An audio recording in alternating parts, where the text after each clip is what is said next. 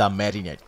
Gaza Israeli অবরোধ ভাঙতে আশার আলো দেখালেও সবশেষ এই নৌযানটিও আটকে দিল দখলদার ইসরায়েলি বাহিনী। ফ্লটিলার লাইভ ট্র্যাকারের তথ্য বলছে, নৌযানটি গাজার আঞ্চলিক জলসীমা থেকে প্রায় ৪৩ নটিক্যাল মাইল দূরে অবস্থান করছিল।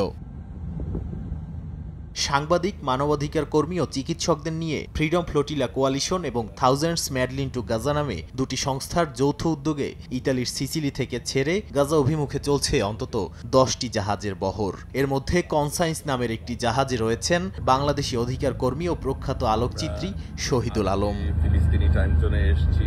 এর আগে বৃহস্পতিবার স্থানীয় সময় রাত থেকে গ্লোবাল সুমুদ ফ্লোটিলা বহরের একের পর এক নৌযান লক্ষ্য করে আক্রমণ চালায় ইসরায়েলি নৌবাহিনী। ৪২টি নৌযান থেকে আটক করা হয় কয়েকশো অধিকার কর্মীকে। তাদের আশদোদ বন্দর হয়ে দক্ষিণ ইসরায়েলের কেটজিওট কারাগারে নেওয়া হয়। আটককৃতদের মধ্যে আছেন সুইডেনের জলবায়ু কর্মী গ্রেটা থুনবার্গ, বার্সেলোনার সাবেক মেয়র আডা কলাউ এবং ইউরোপীয় পার্লামেন্টের সদস্য রিমা হাসান।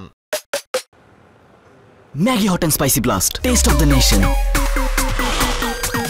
আটকের পরে ইসরায়েলি পররাষ্ট্র মন্ত্রণালয় জানায়, নৌবহরের যাত্রীদের ইউরোপে পাঠানো হবে। অধিকার কর্মীদের সাধারণত কয়েকদিনের মধ্যেই ফেরত পাঠানো হয়। অতীতে দীর্ঘমেয়াদে কারাগারে রাখার ইতিহাস না থাকলেও এবার ইসরায়েলের কট্টরপন্থী নেতারা বলছে, যারা বারবার এমন পদক্ষেপে অংশ নিচ্ছে তাদের দীর্ঘদিন আটকে রাখা যেতে পারে।